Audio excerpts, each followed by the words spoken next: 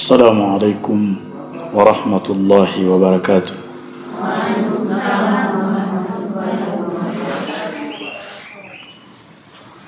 الحمد لله الذي بحمده يستفتح كل مقال وبذكره يصدر كل خطاب وبفضله يتنعم أهل الجزاء والثواب وباسمه يشفى كل داء وبه تكشف كل غمة وبلاء وإليه ترفع الأيدي بالتضرع والدعاء في شدة والرخاء وهو السامع لجميع الأصوات على اختلاف اللغات فله الحمد على ما أسدى وأولى وله الشكر على ما أنعم وأعطى والصلاة والسلام على حبيبنا المصطفى ورسولنا المرتضى خاتم الأنبياء والمرسلين سيدنا محمد وعلى آله وأصحابه الكرام ومن تبعهم بإحسان إلى يوم الدين أما بعد ya kumshukuru Mwenyezi Mungu Subhanahu wa Ta'ala na kumtakia rehma na amani mtume wetu Muhammad pamoja na watu wake na masahaba wake kwa ujumla. Leo ni siku ya Ijumaa ya tarehe 30 mwezi wa Januari mwaka huu wa 2026. Tumebakiwa na siku moja tu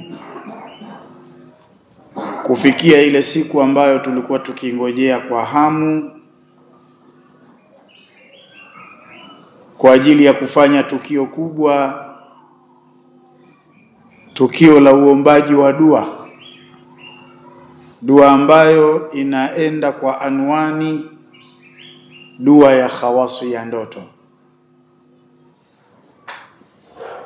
Kila mmoja lazima awe na hamu, kwa sababu unapokuwa una tatizo limekuhemea, tatizo hilo maji yamekufika shingoni, bila shaka kila mmoja ana hamu ya kuliepuka tatizo hilo.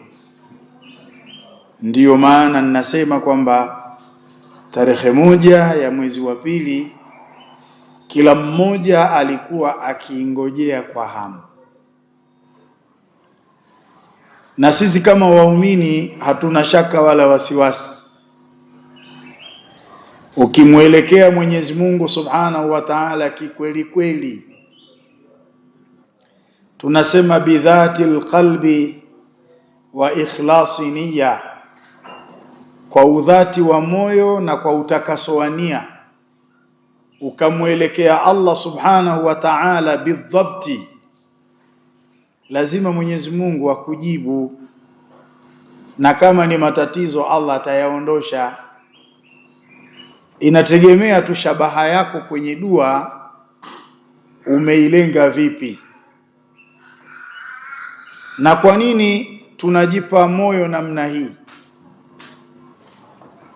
Kwa sababu Mwenyezi Mungu Subhanahu wa Ta'ala ndani ya Qur'ani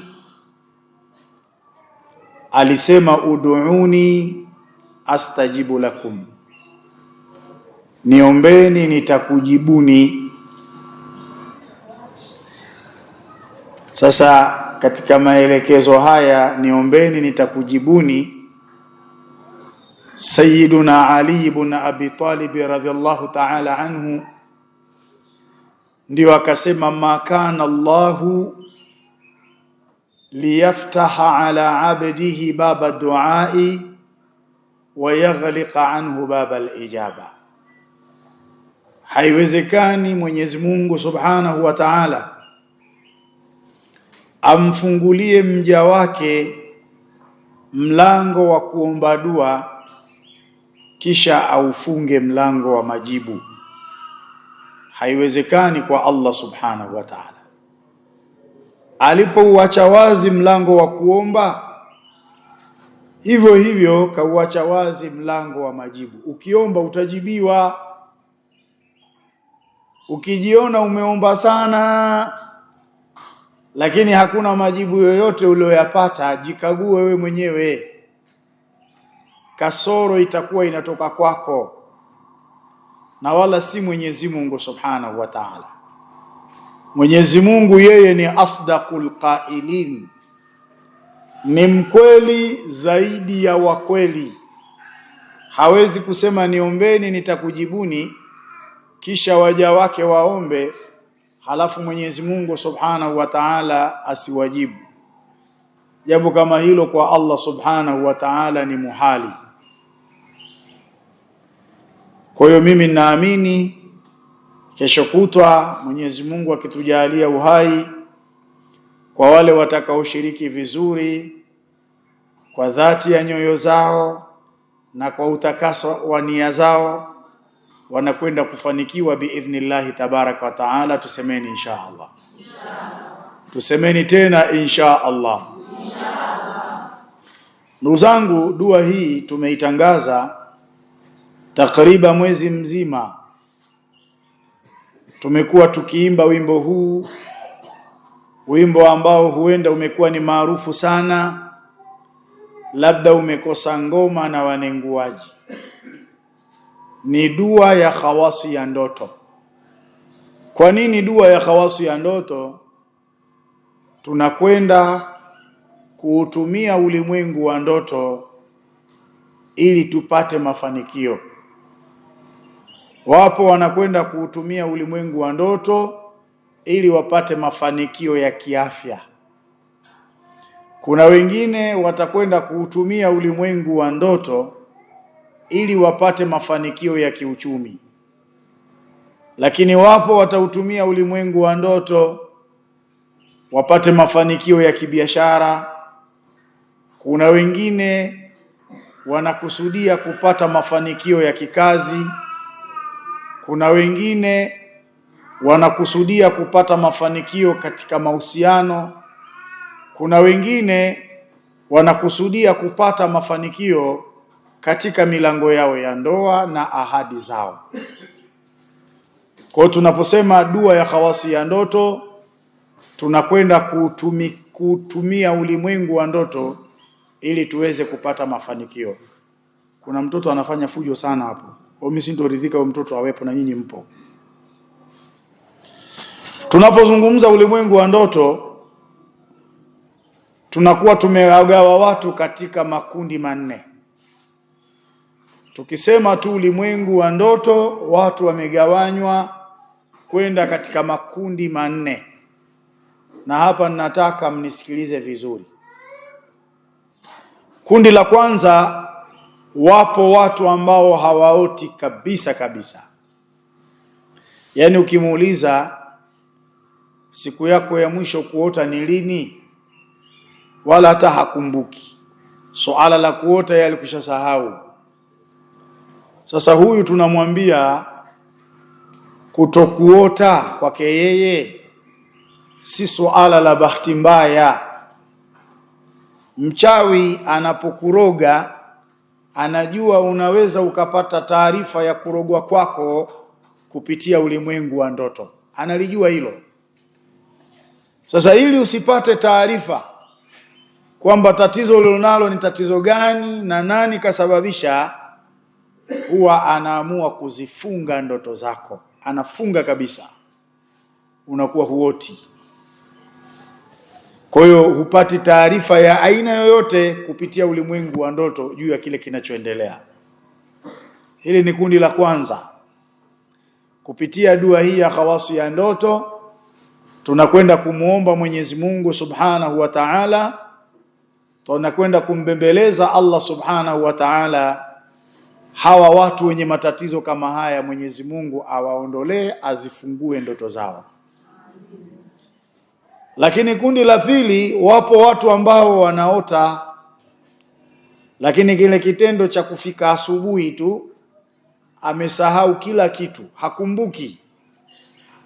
Anachokikumbuka yeye ni kimoja tu, kwamba mimi usiku wa kuamkia leo nimeota, lakini sikumbuki ni ndoto gani niliyoiota.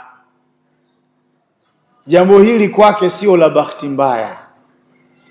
Huyu yawezekana amerogwa, na baada ya kuwa amerogwa anasahaulishwa ndoto, na anayetumika kumsahaulisha ndoto ni shaitani wa kijini, kwa sababu mchawi wa kibinadamu na shaitani wa kijini hawa ni washirika wawili. Hawa wanashirikiana katika kumuasi Mwenyezi Mungu Subhanahu wa Ta'ala. Kwa wewe unayoota ikifika asubuhi unasahau, umesahaulishwa wewe, na anayetumiwa kukusahaulisha ni shaitani wa kijini, ili usikumbuke ile taarifa ulioipata kupitia ulimwengu wa ndoto, kwa sababu ukikumbuka taarifa hiyo utajua ulichofanyiwa na huenda ukamjua aliyekufanyia. Na kazi ya kusahaulisha ni ya shaitani.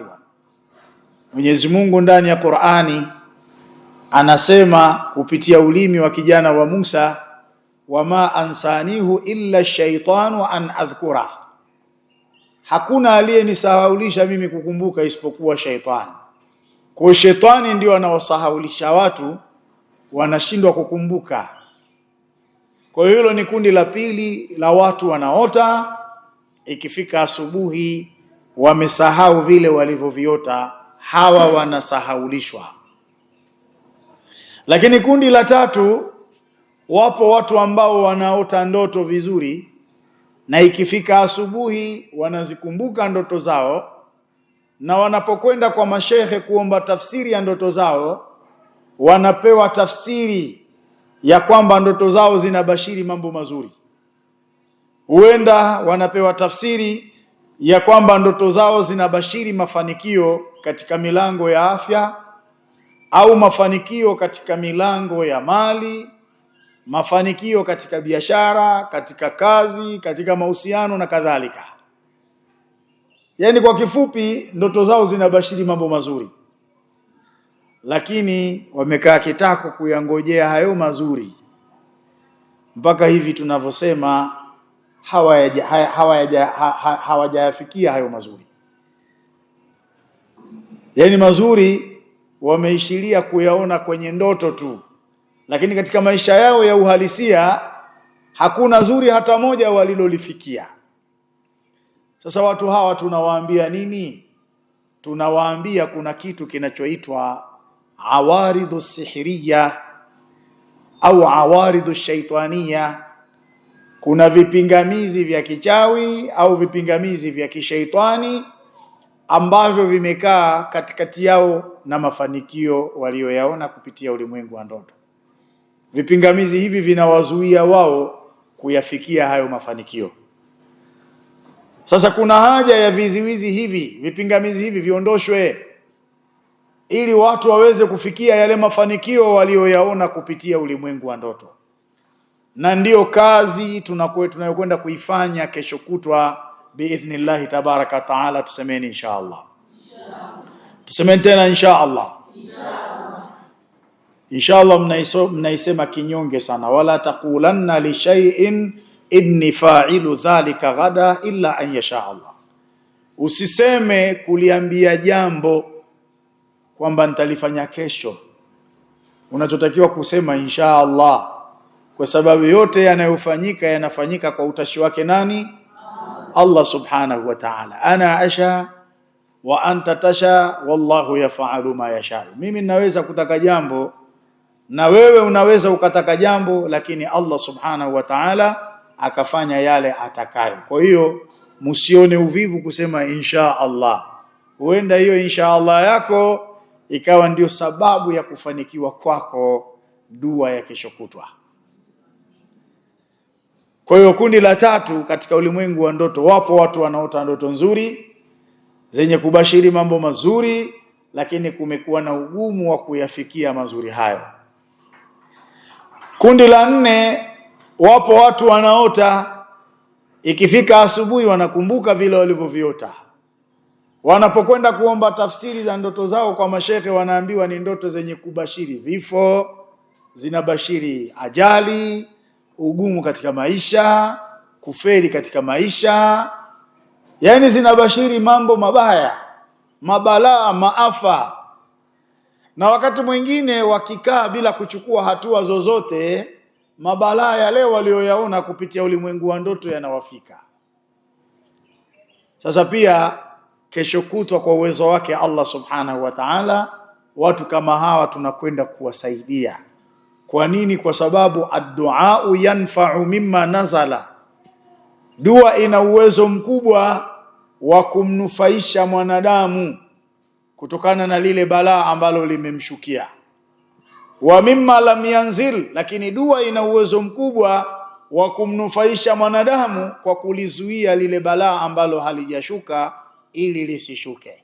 Sasa dua ya khawasi ya ndoto pia inakwenda kuyaondosha yale mabalaa mlioyaona kupitia ulimwengu wa ndoto, lakini inakwenda kuyazuia yale mabalaa ambayo hayajashuka, huenda yangekushukieni na tayari mmekwisha yaona kupitia ulimwengu wa ndoto. Kwa usije ukadharau dua ya kesho kutwa, ina umuhimu mkubwa sana katika maisha yako. Ukishiriki vizuri dua ya kesho kutwa, kwa msaada wake Allah inaweza ikabadilisha maisha yako. Ukishiriki vizuri inaweza ikakufanya wewe ukafungua ukurasa mpya katika maisha yako. Inaweza ikakufanya ukaandika historia mpya katika maisha yako, dua ya kesho kutwa, sio dua ya kudharau. Kwa hiyo tunakwenda kuutumia ulimwengu wa ndoto ili kuweza kupata mafanikio katika maisha yetu. Na tunapozungumza mchawi ana uwezo wa kuzifunga ndoto zako, mchawi ana uwezo wa kukusahaulisha ndoto, mchawi ana uwezo wa kuweka vipingamizi katikati yako wewe na mafanikio uliyoona kufikia ulimwengu wa ndoto ili usiyafikie mafanikio hayo.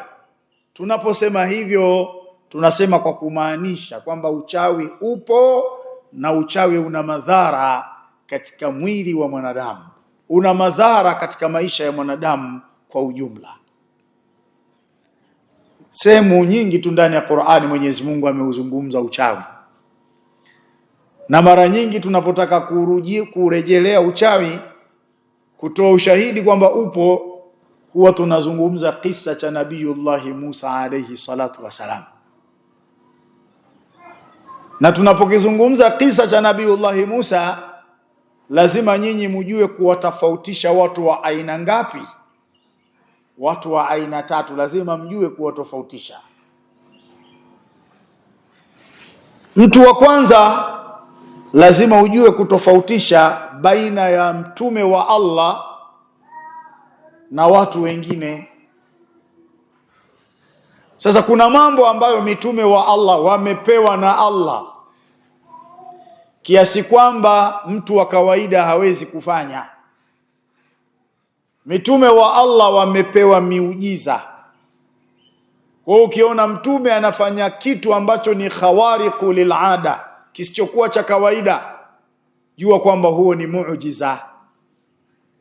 Amepewa na Mwenyezi Mungu Subhanahu wa Ta'ala ili waja wa Allah wamuamini kwamba yule ni mtume wa Allah na ametumwa na Allah. Kwa hiyo mtume wa Allah anaweza akafanya khawariqu lil'ada, kitu kisichokuwa cha kawaida. Lazima ujue hivyo. Na mtume akifanya hivyo usije ukasema kuwa ni uchawi, huo ni muujiza.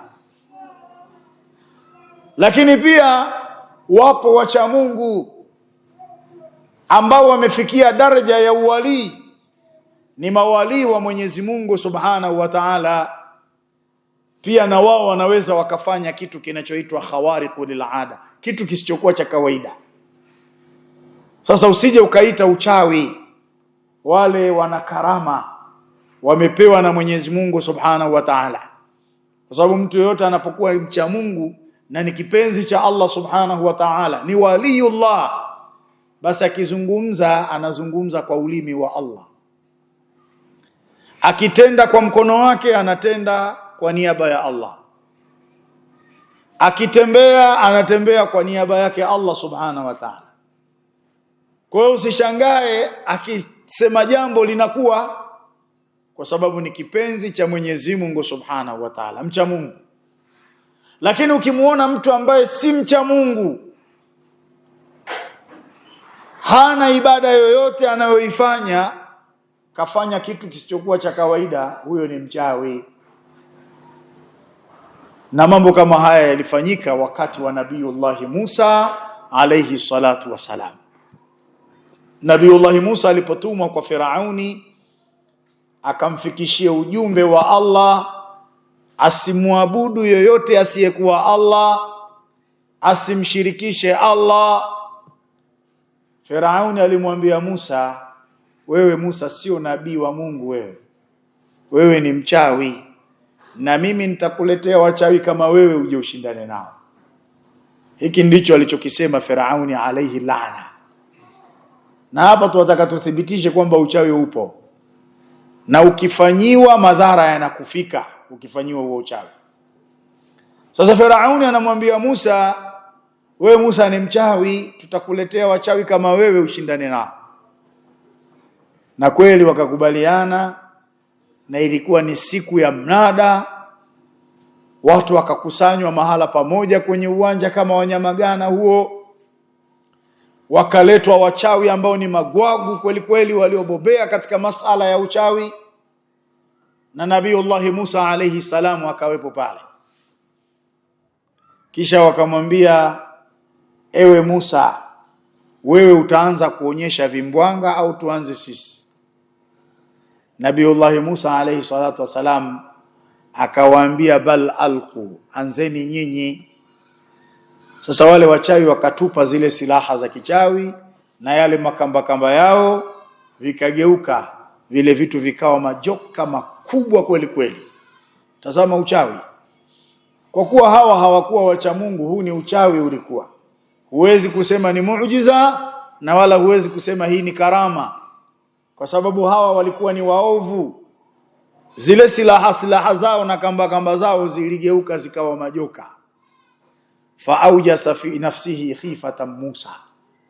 Musa aliogopa kidogo, lakini Allah akamwambia, la takhaf innaka antal a'la, usiogope, hakika wewe siku ya leo utakuwa juu, hao wachawi utawashinda. Wewe kuna muujiza ambao tumekupa, na hakuna mtu wa kawaida anaweza kushindana na miujiza ambao Mwenyezi Mungu Subhanahu wa Ta'ala amewapa mitume wake. Wewe utashinda wewe, wala usiwe na hofu. Umeshika nini kwenye mkono wako? Nimeshika fimbo. Tupa hiyo fimbo. Nabiiullah Musa alipoitupa ile fimbo ikageuka, ikawa nyoka mkubwa. Yule nyoka akaanza kumeza wale majoka wa wachawi, wakamezwa wote, wakamalizwa wale. Pale pale faulqiya saharatu sujada, wale wachawi wakaporomoka hali ya kuwa ni wenye kusujudu. Qalu amanna bi rabbi Haruna wa Musa, wakasema tumemwamini Mungu wa Musa na Haruna. Kwa nini? Kwa sababu wao walionyesha uchawi, waliyaroga macho ya watu, walifanya vini macho. Lakini Nabiiullah Musa alikuwa na muujiza, ndio maana wale wakaporomoka hali ya kuwa ni wenye kusujudu, na wakasema tumemwamini Mungu wa Musa na Haruna. Sasa wale walifanya uchawi, Musa alifanya muujiza. Na Nabiiullah Musa walipofanya, aliwaambia, majitum bihi sihr, mlichokuja nacho nyinyi ni uchawi.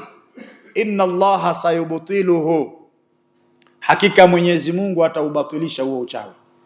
Inna Allaha la yuslihu amala almufsidin, Mwenyezi Mungu hayaachi yakatengemaa matendo ya watu waovu. Nimetoa kisa hiki kuthibitisha kwamba uchawi upo, na uchawi unaweza ukazalisha madhara katika mwili wa mwanadamu. Na miongoni mwa madhara yanayoweza kusababishwa na uchawi ni wewe kufungwa ndoto zako pale unapokuwa umerogwa. Zikishafungwa huoti kabisa kabisa, au wakati mwingine unaweza ukasahaulishwa zile ndoto zako. Na kwa nini ndoto zinafungwa, zinasahaulishwa? Kwa sababu ndoto ni bushra min Allahi ta'ala, ni bishara kutoka kwa Allah. Unaonyeshwa jambo zuri ili ufanye harakati ya kuliendea lile jambo zuri. Lakini wakati mwingine unaweza ukaonyeshwa jambo baya ili uchukue hatua za haraka kuliepuka hilo jambo baya. Na kesho Mwenyezi Mungu Subhanahu wa Ta'ala akitujalia tukafika hapa, tutaelekezana kabla ya kumwendea shekhe na kumuhadithia ndoto yako, ndio umeshtuka kutoka usingizini, nini unachotakiwa kukifanya. Maana kuna mabalaa mengine unaweza ukachelewa mpaka umfuate shekhe limeshakukuta. Kwa kesho insha Allah tutaelekezana. Umeshtuka kutoka usingizini, umeota ndoto imekutisha, hatua ya mwanzo, first ID, unatakiwa ufanye nini? Kesho tutaelekezana, tusemeni insha Allah. Tusemeni tena insha Allah. Sasa dua hii ina maandalizi. Maandalizi yake ni kuupata huu waraka huu, ni kuipata hii karatasi. Hii karatasi imeandikwa dua. Karatasi hii ikitumika vizuri peke yake, kwa idhini yake Allah Subhanahu wa Ta'ala, inaweza kukufungulia wewe ndoto ukawa unaota karatasi hii. Kama ambavyo hivi tunavyozungumza, kabla ya kesho kutwa kuna watu walikuwa hawaoti lakini wanaota. Wananipigia simu, wananitumia SMS, na wengine nakutana nao pale ofisini kwangu. Wananieleza, shekhe, kabla ya kulalia karatasi mimi sikuwa naota kabisa kabisa kabisa, lakini sasa hivi wanaota. Lakini karatasi hii ukiitumia vizuri kama nitakavyokuelekeza, wewe unayeota ikifika asubuhi unasahau, kumbukumbu ya ndoto zako itarejea. Kama ambavyo watu wengi walikuwa wanasahau, lakini hivi sasa kumbukumbu ya ndoto zao zimerejea, wanakumbuka vizuri. Lakini wapo ambao ndoto zao zilikuwa zikibashiri mambo mazuri, lakini kulikuwa na shida kuyafikia mazuri hayo. Wananieleza mimi, shekhe, tulikuwa na vizuizi vikubwa mno katika mambo yetu, lakini toka tumeanza kuhudhuria katika dua hizi na kuanza kulalia waraka huu, mambo yamenyooka. Na mimi ninawaambia msikomee njiani, twendeni sote kwa pamoja mpaka tumalize zoezi la dua hii ya khawasi ya ndoto. Maana kuna mtu mwingine akishafanikiwa kama hivi hatokuja kesho kutwa, utakuwa umefanya kosa kubwa kabisa. Njoo ukamilishe, kwa sababu kuna dua yake na kuna maelekezo ya mwisho ambayo tutakayoelekezana. Kwa hiyo cha kwanza ni kupata waraka huu. Ukiupata waraka huu, unaukunja vizuri, unauzungushia nailoni, kisha unaweka kwenye mto wako wa kulalia. Sasa kwa yule atakayeuchukua leo, atalalia leo na kesho, siku mbili. Wachelewaji siku zote huwa hawakosekani. Tunapokuwa tumeanzisha operation maalum, lazima watu watakuwepo wamechelewa tu. Na kuna wengine watakuja kesho kutwa, hiyo hiyo siku ya Jumapili ndio watakuja na wataomba waraka wa kulalia.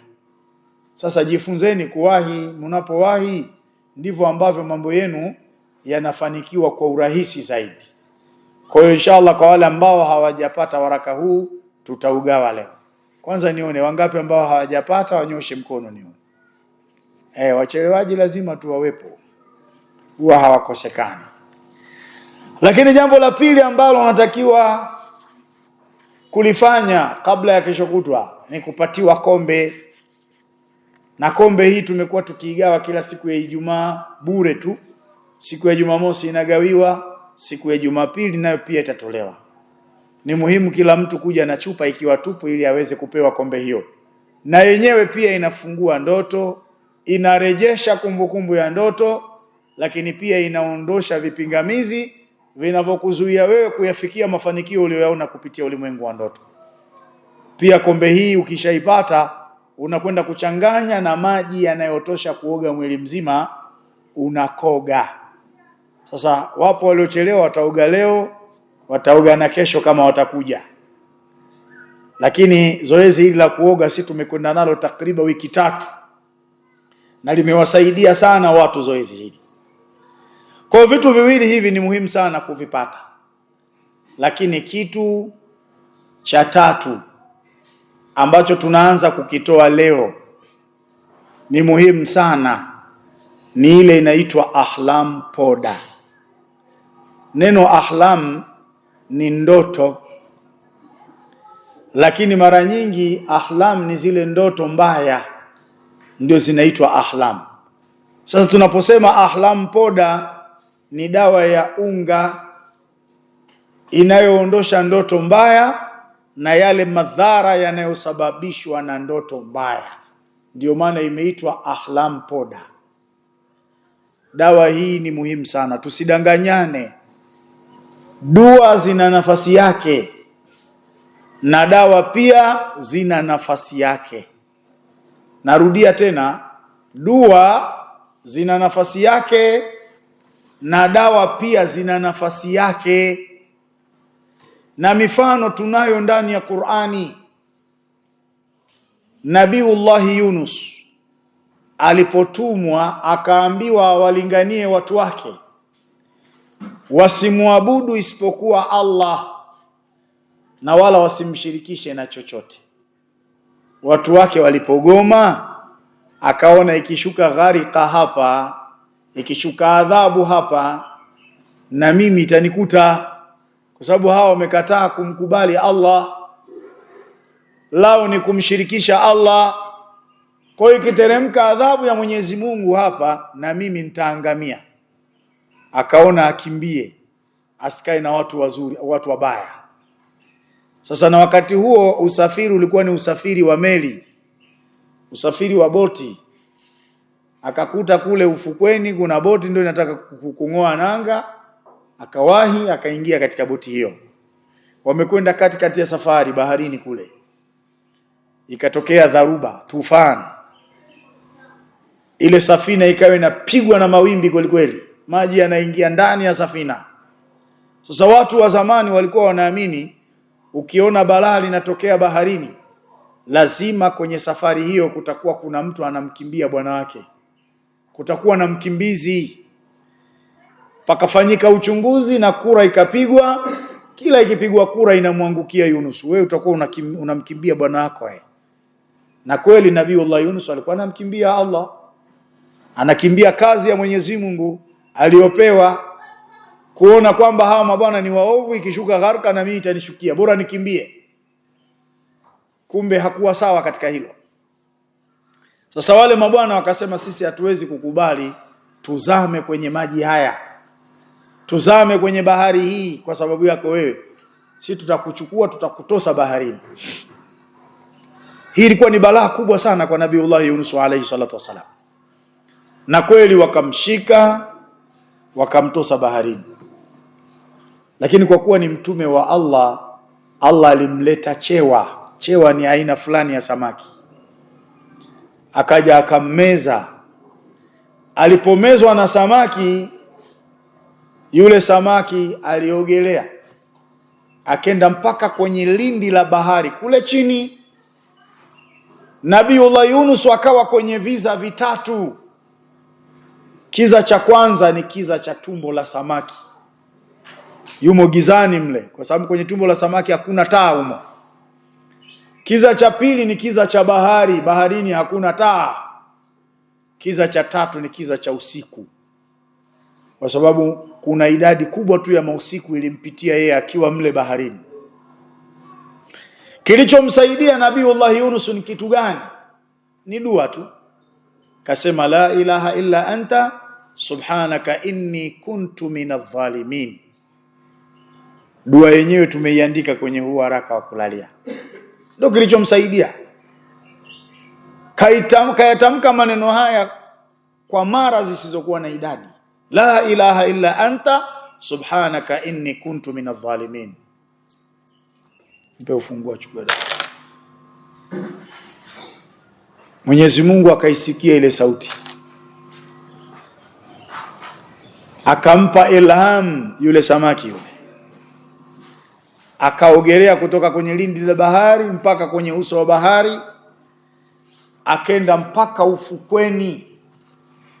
Alipofika ufukweni akamtema Yunus, lakini Yunus ametoka akiwa dhaifu, akiwa mgonjwa. Dua imemuokoa kwenye balaa la kwanza, lakini hili balaa la pili la ugonjwa hili, nini kinachokwenda kumuokoa Nabiullah Yunus alayhi salam? Mwenyezi Mungu amemuoteshea dawa inayoitwa yaqtin. Dawa hii inatambaa mfano wa maboga. Akampa ilham, maelekezo aitumie vipi ile dawa. Kaitumia, afya yake ikarejea, akawa bukheri wa afya, mzima wa afya. Kama dua inamaliza kila kitu, basi Allah singemuoteshea Yunus yaqtin. Ilitosha tu kule aliposema la ilaha illa anta subhanaka inni kuntu minadh dhalimin. Sasa tunapotoa maelekezo kwamba chukua karatasi itatolewa bure, chukua kombe itatolewa bure utakoga, njoo kwenye dua itasomwa bure, haimaanishi kwamba kwenye hilo tunaloliendea dawa haina mchango. Leo wanaokuja private tungekuwa tunawasomea dua tu alafu tunawaambia nenda, lakini wanapona pindi wanapotumia dawa. Sasa unapopewa maelekezo usije ukadhani shekhe anataka ununue ile dawa yake. Shekhe anakupendelea wewe, shekhe anakutakia kheri wewe, ana raghba na shauku ya kuona mafanikio yako. Ndio maana anaandaa vitu vya maana, tena anavitoa kwa gharama nafuu ili utumie uweze kupata mafanikio.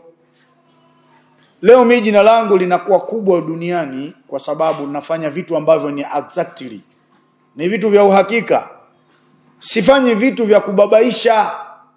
Sasa furaha yangu mimi ninapoona watu wanashukuru sehemu mbalimbali jina langu limefika, tena kwa sifa nzuri, sio kwa sifa mbaya.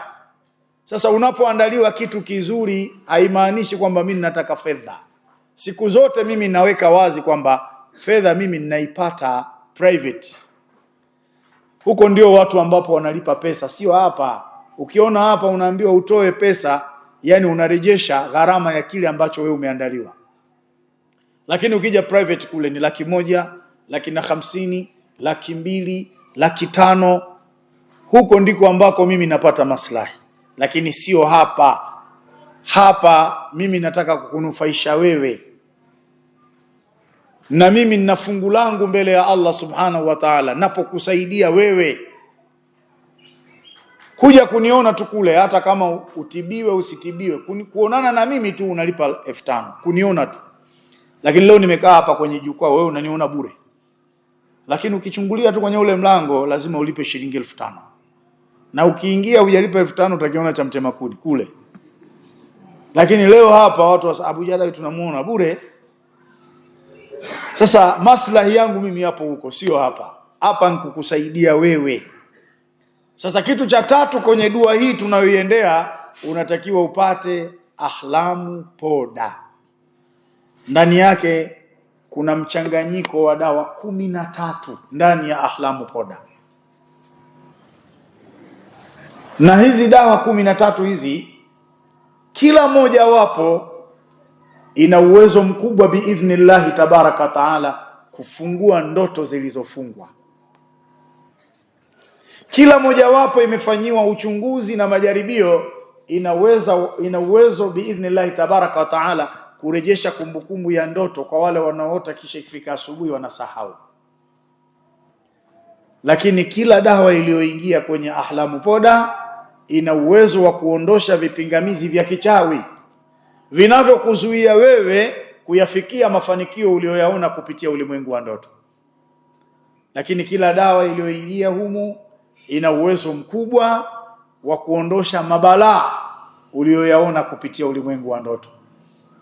Mchanganyiko huu unabatilisha uchawi, mchanganyiko huu unafukuza mashaitani wa kijini, mchanganyiko huu unaondosha hasadi pamoja na vijicho, mchanganyiko huu unatia nuru na kurudisha mvuto. Mchanganyiko huu cha kwanza ambacho kimeingia kuna dawa inayoitwa mkalalwahubi. Mkalalwahubi hii inabatilisha uchawi, hii inafungua ndoto zilizofungwa, hii inarejesha kumbukumbu ya ndoto, hii inaondosha vipingamizi vinavyokuzuia wewe kuyafikia mafanikio uliyoyaona kupitia ulimwengu wa ndoto. Imeingia humo. Dawa ya pili, kuna dawa inaitwa mpapa. Hii inafungua ndoto, hii inarejesha kumbukumbu ya ndoto kwa wale wanaoota kisha wanasahau.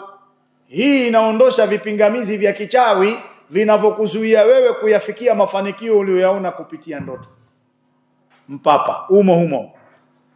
Lakini kuna kondoa muhuri pia, hii inafungua ndoto, inarejesha kumbukumbu ya ndoto, inaondosha vipingamizi vya kichawi au vipingamizi vya mashaitani vinavyokuzuia wewe kuyafikia mafanikio uliyoyaona kupitia ulimwengu wa ndoto.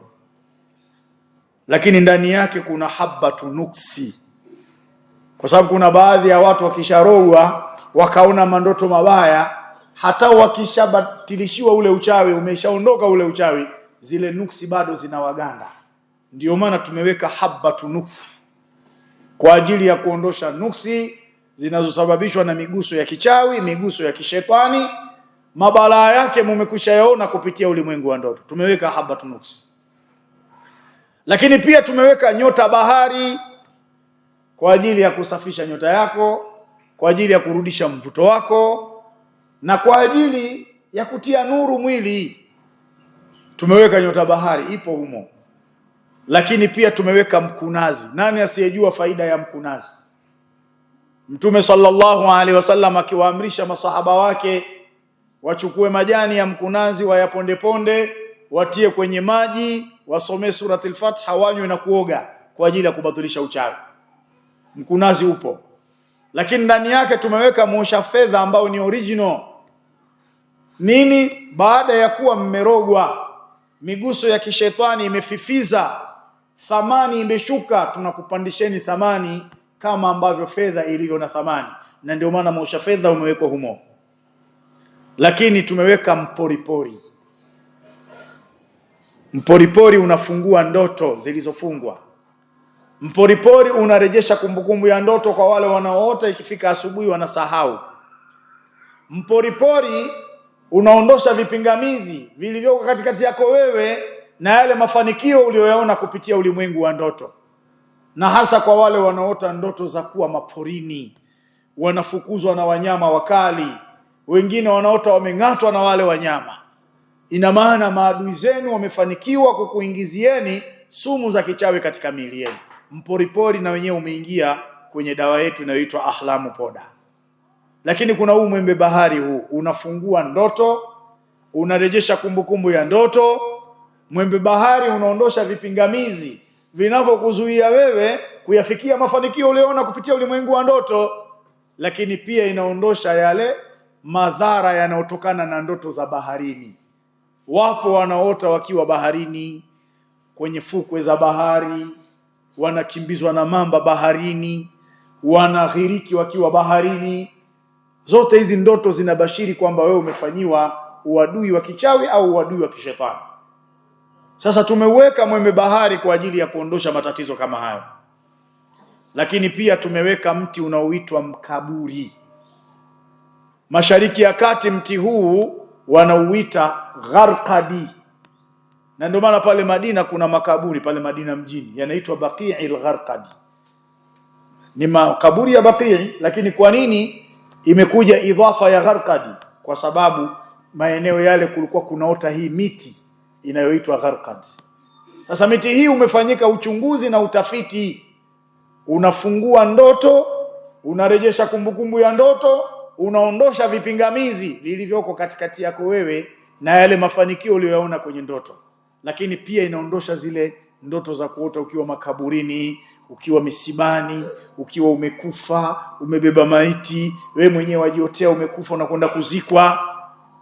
Pia mkaburi umewekwa humo. Lakini kuna mti unaoitwa mpepeo. Wapo ambao wanaota ndoto za kupaa, wanaporomoka kutoka juu kuja chini. Na ukiporomoka kwenye ndoto, umeporomoka kiafya, umeporomoka kiuchumi, umeporomoka kibiashara, umeporomoka kimahusiano, umeporomoka kikazi, yani umedrop katika maisha. Ndoto za kuporomoka si nzuri. Sasa madhara yanayosababishwa na ndoto hizi yanaondoshwa na mpepeo, tumeweka humo. Na mwisho kabisa tumeweka mbarika. Miti 13 hii inatengeneza kitu kinachoitwa ahlamu poda. Sasa mimi sipendi mwendo wako uende patupu. Umeshiriki semina mwezi mzima, umechukua na waraka wa kulalia, umechukua na kombe la kuoga, halafu unahudhuria dua, unashindwa kwenye finishing.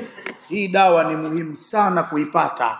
Mimi ninaamini kwa uwezo wake Allah subhanahu wa ta'ala inakwenda kukukwamueni nyinyi kutoka kwenye dimbwi la matatizo, lakini inakwenda kuyaweka mambo yenu kuwa katika mustawa na hali iliyokuwa bora. Tumuombe Allah subhanahu wa ta'ala atie kabuli katika haya yote tunayoyaendea ili tuweze kufanikiwa. Sasa kwa wale ambao Allah subhanahu wa ta'ala amewajalia wamemiliki sadaka ya shilingi 10,000, watakuja kuchukua dawa yao hii. Na kwa sababu dawa ziko chache sana, ni vizuri ukichukua siku ya leo. Kwa hiyo unakuja hapa na kupatia dawa yako, unaitunza. Maelekezo nitakupa kesho kutwa namna ya kuitumia dawa hii. Tufanye kwanza zoezi hilo. Dawa ni kitu muhimu sana. Usije kuwa mwendo wako umeenda hivi hivi, ukaona wenzako wanafanikiwa, wewe uko pale pale kwa sababu hukutaka kufuata masharti. Man asaba tariqa wasala wa man akhta tariqa dhalla. Mwenye kupatia njia hufika kule aendako, mwenye kukosea hawezi kufika. Miongoni mwa masuala yatakao kufanya wewe upatie kwenye zoezi kubwa hili tunalokwenda nalo ni kupata hii dawa ya ahlamu poda. Na wala hatutanii, wengi wanafanikiwa sana kupitia dawa zetu, wengi wanafanikiwa sana kupitia dua zetu. Tufanye zoezi hilo, halafu tutaingia katika zoezi la pili. Wallahu waliyut tawfiqi. Wassalamu alaikum wa rahmatullahi wa barakatuh.